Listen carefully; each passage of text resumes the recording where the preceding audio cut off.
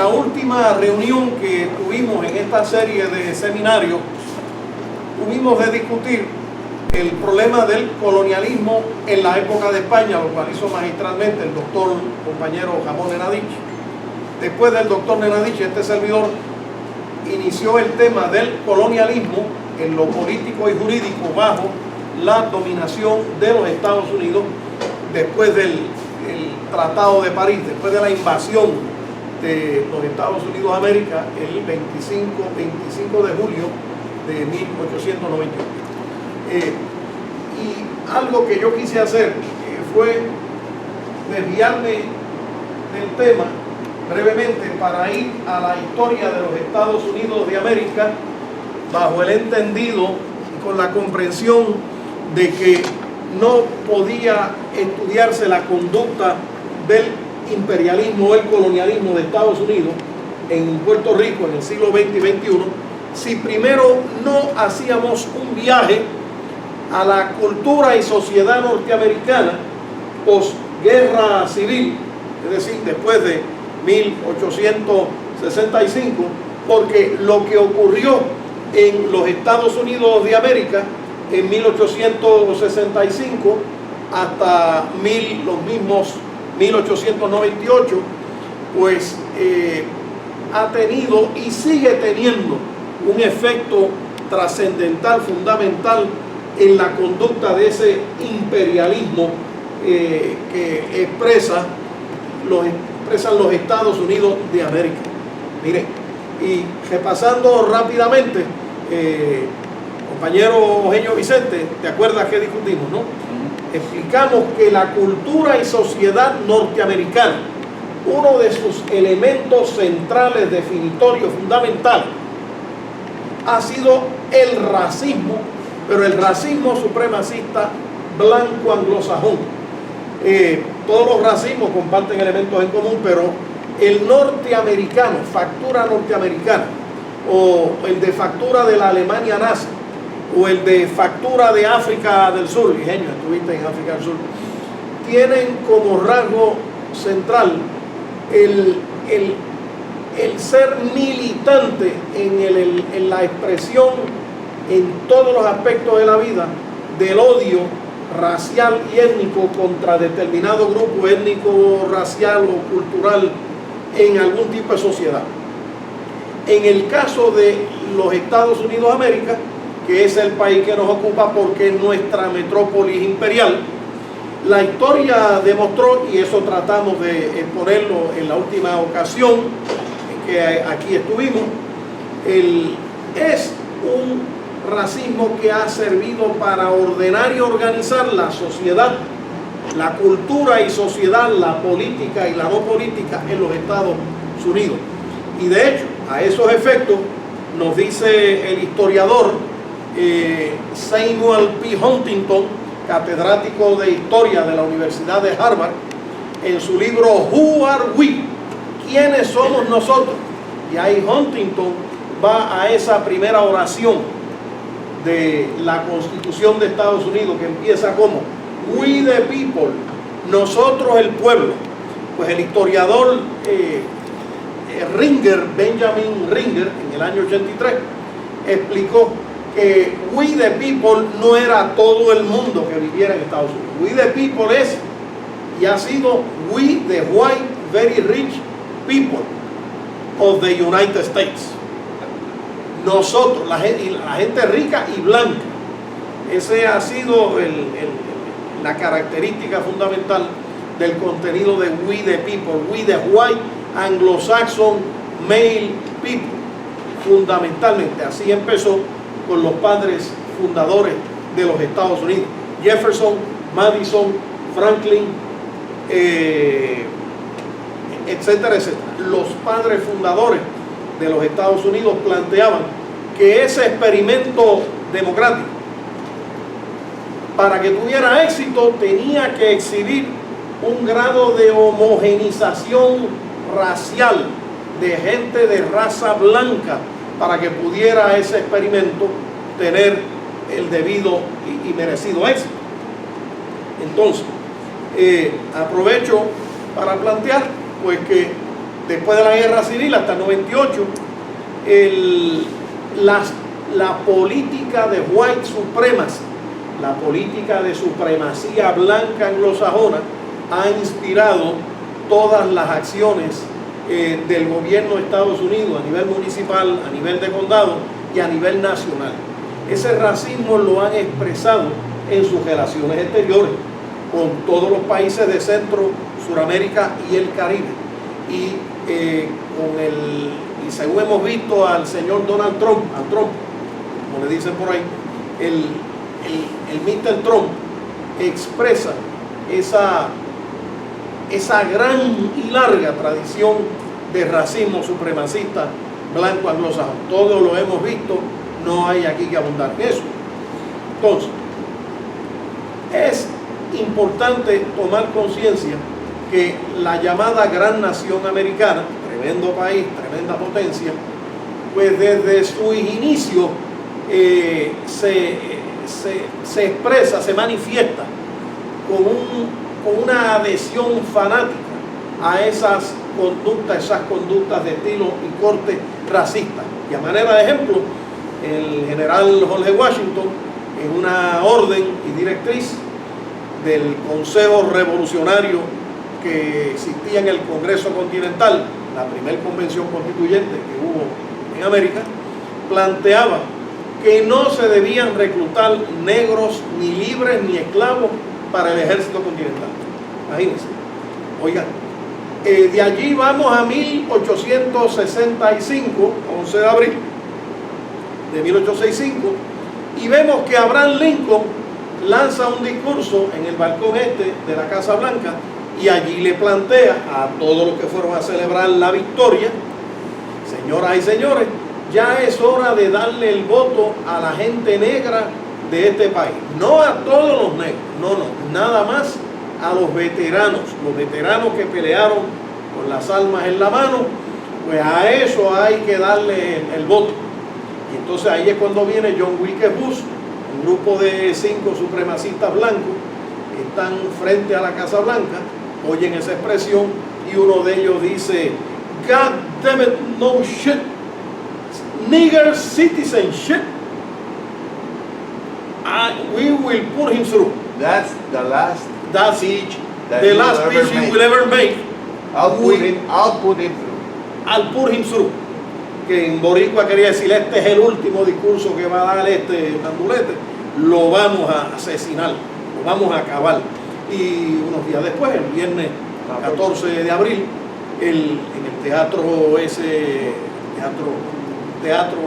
allí en Washington, pues lo asesinó. ¿Vieron? Miren cómo es el racismo supremacista estirpe blanca anglosajona. Un racismo agresivo que mata, que asesina, con tal de garantizar la supremacía de la raza blanca. Eso ha sido una obsesión nacional en los Estados Unidos. En el siglo XIX, en el estado de Nueva York, si uno era negro tenía que pagar $300 para poder ser reconocido como elector. Pero en la mayor parte de los estados, al norte y al sur, nuestra gente negra hermana no podía votar porque no los aceptaban como los electores. Así que valga la pena señalar que en la gran nación americana, negarle el derecho al voto a millones de seres humanos, hasta 20 millones de ciudadanos negros en Estados Unidos, se les negaba el derecho de votar por ese factor de color de piel y supuesta raza. ¿Por qué yo señalo eso? Pues miren, porque una de las razones para tenernos a nosotros los puertorriqueños como ciudadanos americanos de segunda o tercera clase ha sido precisamente el color de piel. Nosotros, los puertorriqueños, hemos sido ingresados, yo planteo, como esclavos bajo el artículo 9 del Tratado de París, lo vamos a ver un poco más adelante, y el ingresarnos como esclavos ha sido porque desde más de 100 años en los Estados Unidos nos habían evaluado como pueblo, como la letanía: negros, mulatos, indios y mestizos, razas tropicales y que inferior. ¿Quedó claro eso? Este estatus de territorio no incorporado que pertenece a, pero no es parte de, como reza el juez racista Henry Billings Brown, en el caso de Downs versus Bidwell, 182 US 244, a la página 286, 341 y 342, expresa esa visión racista de parte de los Estados Unidos hacia el pueblo de Puerto Rico y su actitud sempiterna de tenernos discriminados, marginados, segregados y maltratados de todo punto de vista. Sino que le pregunten a las víctimas del huracán, que quieren como 20.000, 40.000 millones para resolver sus problemas a todos los niveles y no baja un centavo por la manía, el abuso de la discreción presidencial de un tal Donald Trump, que nos mira y nos trata con odio y desprecio porque no nos ve como gente blanca. Pero, mi gente, tenemos la adquisición de los territorios noroeste, 1783. Oigan, seguimos después con la adquisición del territorio de la Luisiana, febrero de 1803. Ajá. De ahí salieron 37 estados. Imagínense qué tronco de expansionismo. Segunda adquisición, 1819, el Tratado de Cesión de la Florida, la adquisición de Florida en la parte occidental, lo que hoy sería Pensacola, lo que llaman los norteamericanos el Florida Panhandle. Eso lo adquiere, ese territorio lo adquiere Estados Unidos, ¿no? Oigan, luego, a resulta de la guerra norteamericano-mexicana, mediante el Tratado Guadalupe-Hidalgo, 1847-1848, luego el Tratado de Compraventa de Alaska en 1867,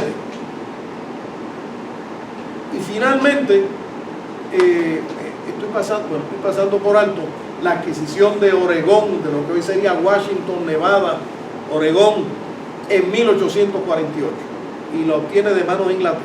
No me aparecía aquí en la lista, pero hay que añadir. Y finalmente el Tratado de París. Ahora bien, ¿cuáles son las 4 características que expresan el discrimen, la política de discrimen de Estados Unidos hacia Puerto Rico cuando examinamos los tratados de adquisición de territorio que gana Estados Unidos o conquista, tratado, cesión, guerra o conquista, en ese siglo XIX en la historia de Estados Unidos? ¿Cuáles son las 4 características de los tratados de adquirir esos territorios? Miren, en primer lugar, a todos Estados Unidos le prometió, le extendió la Constitución de Estados Unidos. En el Tratado de París, a nosotros no nos extendieron para nada esa gran Constitución. A todos los 7 territorios anteriores, Estados Unidos los incorporó, los integró como parte integral de su territorio nacional. En el caso nuestro, en el Tratado de París, a nosotros no. ¿Quedó claro eso? A nosotros no nos hicieron parte legal constitucional integral de los Estados Unidos. En tercer lugar, a todos les prometió la estadidad federada.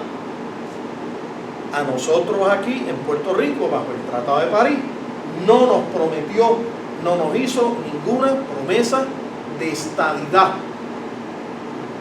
Oigan, a todos los demás territorios le extendieron el Northwest Ordinance, de alguna forma la ordenanza del noroeste, que era la organización de un protoestado federado para que hiciera una convención constituyente, pariera un proyecto de constitución estatal, lo presentara al Congreso con una petición de admisión de estadidad. Y a nosotros, el Tratado de París, el Tratado de París no nos extendieron la ordenanza del noroeste, como tampoco nos extendieron la Constitución de Estados Unidos. ¿Quedó claro eso? Oigan, a todos los demás habitantes de las anteriores adquisiciones Estados Unidos le reconoció una norma, una disposición de privilegios, de derechos e inmunidades que a nosotros nunca nos concedió en el Tratado de París. ¿Usted sabe lo que eso quiere decir, lo que eso implica?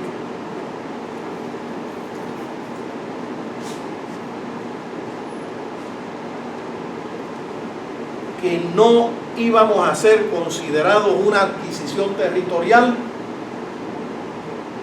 en estado preparatorio, encaminado a la estadidad. Eso quedó entendido. Todos los demás territorios se adquirían con miras a integrarlos, incorporarlos, para darles una etapa preparatoria para finalmente admitirlos como Estado. Oigan, todos los demás territorios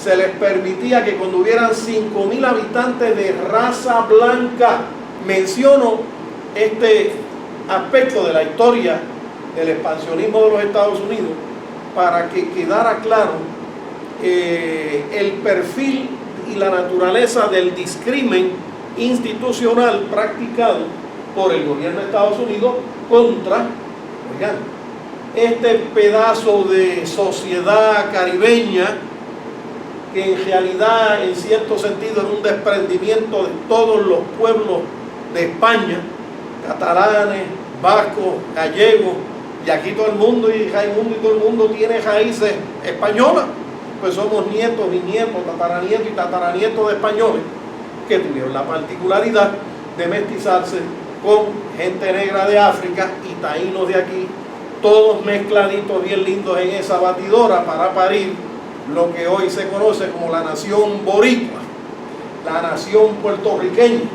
Nos dice el senador Joseph Benson Foraker, abogado republicano del estado de Ohio, que si en el Tratado de París se hubiese incluido alguna disposición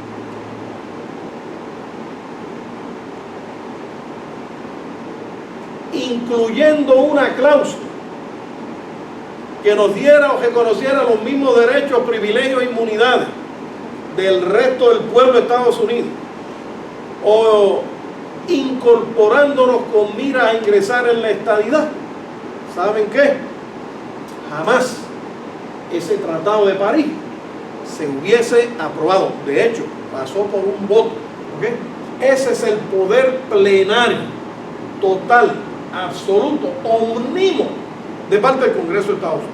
1825 estábamos bajo los poderes omnímodos de los capitanes generales españoles, con el yo ordeno y yo mando, ese poder extraordinario de los capitanes generales españoles, 1825. Y hoy estamos bajo los poderes plenarios. Gente, no hemos adelantado mucho, como que hemos estado esclavizados buena parte de nuestro tiempo. Hay que romper con eso, hay que salir de la esclavitud. No se puede divorciar el trato de esclavos que nos han dado bajo el Tratado de París hasta el día de hoy, sí, con nuestra adscripción y clasificación como negros, mulatos, indios y mestizos, raza X inferior. ¿Está claro eso? Sí. Eso es lo que revela la historia. ¿De dónde es que viene? Pero en el Tratado de París, el estatus o condición política y los derechos civiles de los nativos cedidos por España a Estados Unidos serán determinados por el Congreso. Parte de la premisa que no tenemos derecho, que nos tengan que respetar, ¿cierto?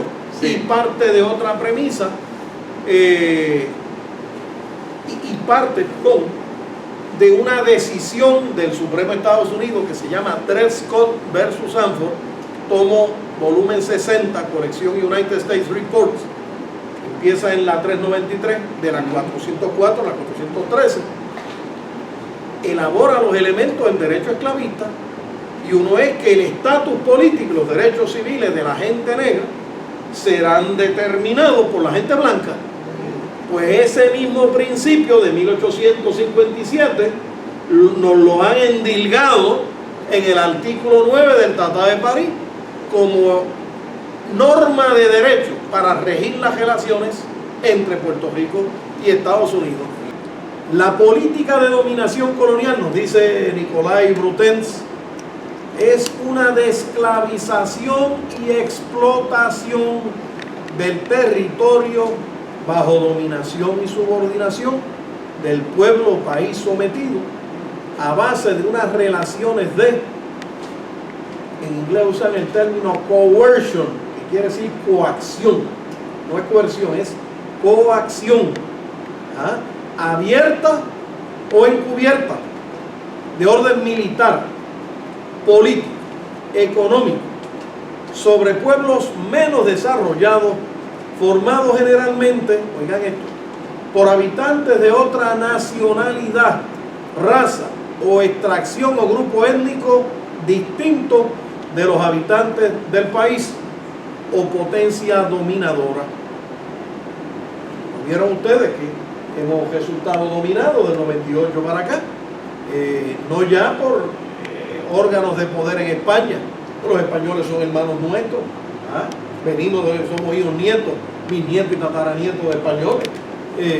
Así que la gente de España, pues por lo menos esa era parte de nuestra gente, ¿no? Pero ya a partir del 98 pasamos a ser dominados por una potencia de una etnia y raza autodenominada blanca anglosajona, con profundos complejos de inferioridad y superioridad, que llegaron aquí a la isla y nos vieron como gente y razas inferiores, susceptibles de ser explotadas, susceptibles de ser discriminadas, susceptibles de ser maltratadas y discriminadas bajo la ley y la jurisprudencia, las leyes, las reglas y los reglamentos. Y todavía seguimos sufriendo bajo esas categorías de expresiones políticas, legislativas de Casablanca por un lado y el Congreso por el otro. Y para que podamos ver el grado de esclavización al que hemos sido sometidos, les mencioné el artículo 9 del Tratado de París, que incorpora la normativa, el marco legal dentro del cual el Congreso y la Presidencia y el Supremo de Estados Unidos van a expresar su dominación y su poder. El estatus o condición política y los derechos civiles de los nativos cedidos por España a Estados Unidos. Eso es un embuste. España aquí no cedió nada. A España la extorsionaron, le destrozaron su flota del Pacífico y del Atlántico, la pusieron de rodillas y le dijeron: ustedes van a firmar este tratado y se acabó. Y para que no les duela tanto, les vamos a dar 20 millones de dólares cuando las Cortes españolas ratificasen ese tratado. España no los pidió, España no pidió un centavo, le impusieron: tienes que aceptar, vas a firmar y vas a aceptar 20 millones de dólares. Eso está en el artículo 3 del Tratado de París. Pero lo importante es que España no quería ceder ni entregar nada, la coaccionaron, la pusieron de rodillas y la sometieron también, y resultó una víctima más de la guerra cubana y panamericana. Víctima bajo el poder plenario, total, absoluto de los Estados Unidos. ¿Qué fue el servicio militar obligatorio de Estados Unidos a partir, alguien sabe, compañero, licenciado Nicol, que fue coronel del ejército, creo que del 1917 para acá se nos ha impuesto el servicio militar obligatorio, y el que no iba, pues lo encarcelaban y lo procesaban criminalmente. Así que hay unas relaciones de coacción. La obligación de usar las leyes de cabotaje, otro elemento de coacción marítima, de transportación marítima en este caso. Últimamente la ley antiterrorista, oigan, esa legislación supuestamente antiterrorista. Cuando usted estudia la definición de lo que es un terrorista, Washington, Madison, Jefferson, los padres de la patria americana, hoy serían procesables como terroristas bajo los términos de esa legislación abusiva, que se pasa por donde no le da el sol. Toda la Constitución y el derecho constitucional y los derechos humanos habidos y por haber, reconocido y por reconocer, son atropellados bajo esa ley promesa. Señoras y señores, hoy sabemos que hay 200 familias que son las dueñas de los Estados Unidos. Los Harriman, Rockefeller, MacArthur, 200. Y muchas de ustedes las pueden identificar en eso que se llama el Social Register de Boston, Filadelfia, Los Ángeles, Nueva York, Chicago. En ese Social Register, olvídese que el que está metido allí tiene centenares de millones, pero grandes y largos. Esas son las clases dominantes, son las dueñas de Estados Unidos, son las dueñas de 200 y pico de corporaciones que dominan eso que se llama the United States. ¿Está claro eso? Esa política de dominación sobre la colonia es ejecutada por los órganos del poder político del país dominante. ¿Cuáles son esos órganos de poder que ejercen dominio sobre nosotros? El Congreso de Estados Unidos. Estamos reglamentados de arriba abajo bajo el Congreso de Estados Unidos, en donde este pueblo no elige a nadie con poder para participar en el ejercicio de ese poder sobre nosotros. El Senado de Estados Unidos, la Casa Blanca, órganos de poder que son como el poder de Dios, están fuera del control de parte nuestra hasta ahora, hasta el día de hoy. Con ese concepto del colonialismo, pasemos ahora a otro concepto bien importante, que es el concepto de una economía colonial. ¿Qué es una economía colonial? Miren, el gran líder ideólogo del Partido Popular, el doctor Antonio Fernández Serra, el 15 de abril de 1940, en el periódico El Mundo, publicó una columna que yo les digo a ustedes, yo he visto periódicos de más de 60 y 70 años de espacio cronológico que yo he revisado en mis investigaciones. Y esa es la mejor definición de lo que es una economía colonial.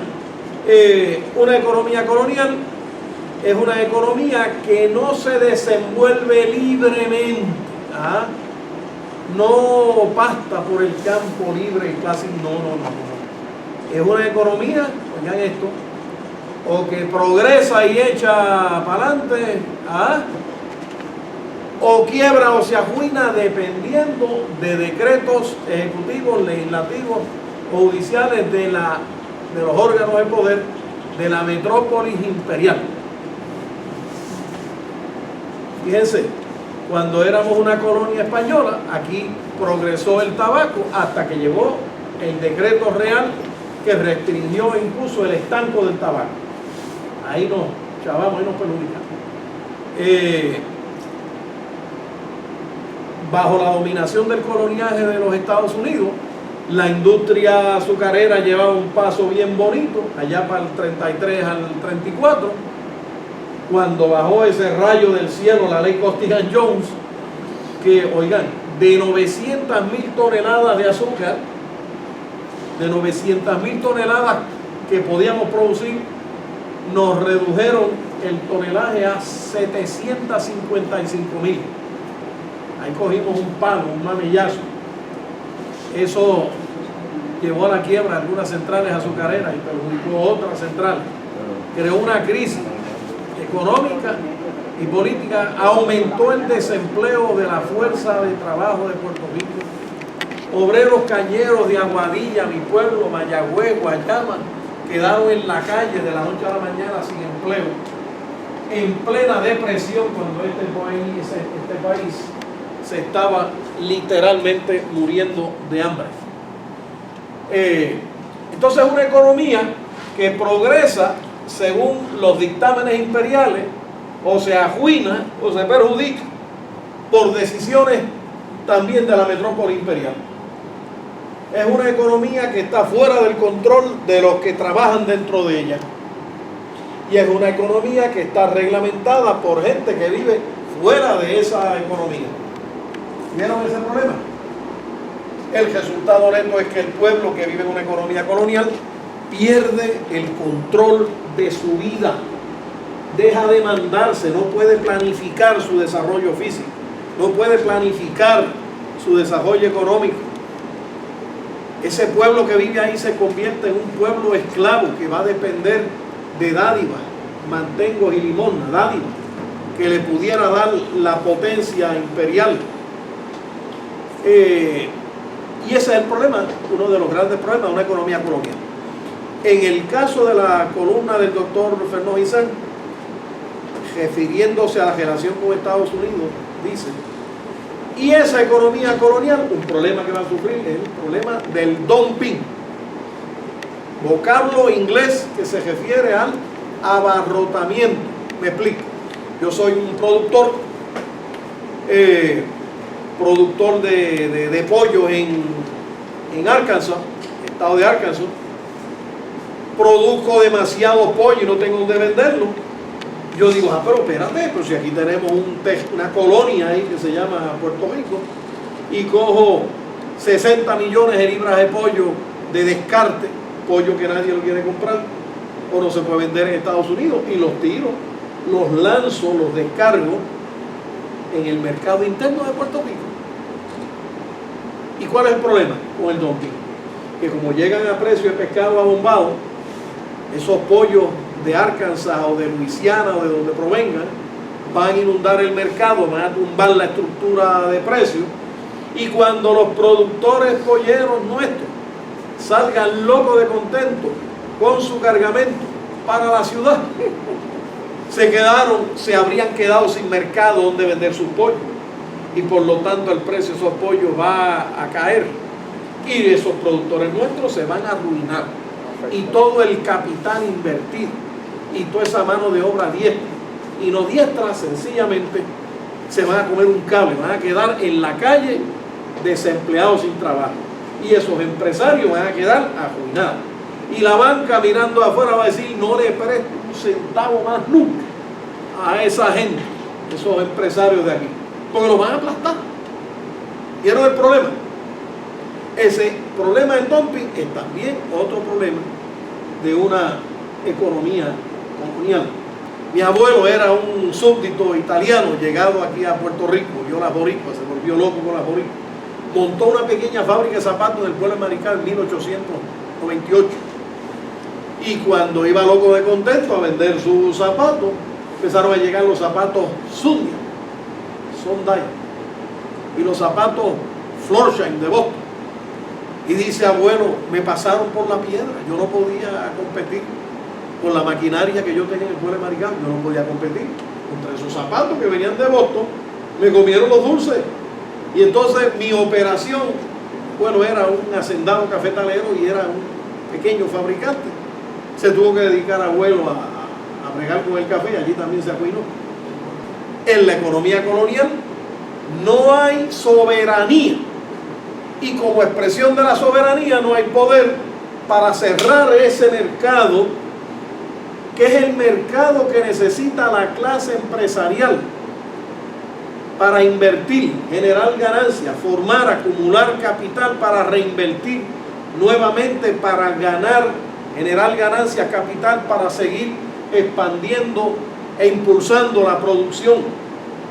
Y llega el momento que cuando eso ocurre en múltiples escenarios en el mercado colonial interno, se frustra el desarrollo económico nacional.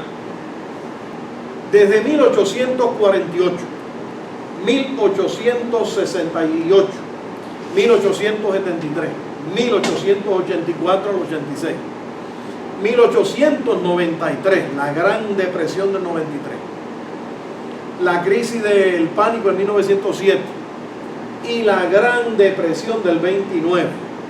Fíjense, son fechas en que la gran economía de Estados Unidos ha sufrido unas depresiones económicas periódicas, cada una más grave que la anterior, que han llevado a las élites republicanas y demócratas de Estados Unidos a adoptar políticas imperialistas y expansionistas de invadir otros países o dominarlos o influenciarlos para abrirle su mercado y volcar sobre esos mercados los grandes sobrantes y excedentes que genera esa ciclopia y monumental economía.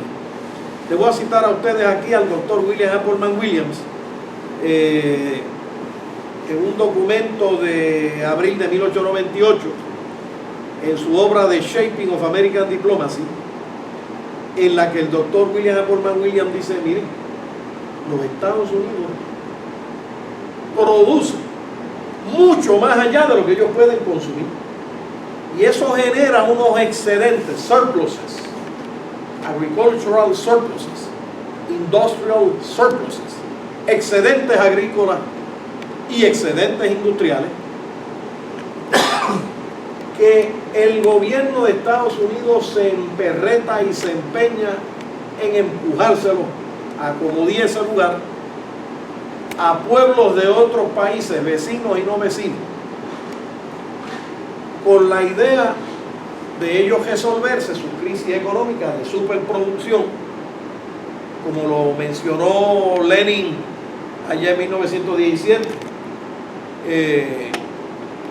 y el economista alemán Hilferding en 1901, que los países capitalistas desarrollados generan unas cantidades de producción agrícola, agropecuaria e industrial, y entonces necesitan mercados donde acomodar lugar esas producciones excedentes, y que el imperialismo y el expansionismo de Estados Unidos están fundamentalmente guiados por esa voluntad y manía de dominarle los mercados a otras naciones para colocar sobre esos otros países sus grandes sobrantes y excedentes nacionales de mercancía.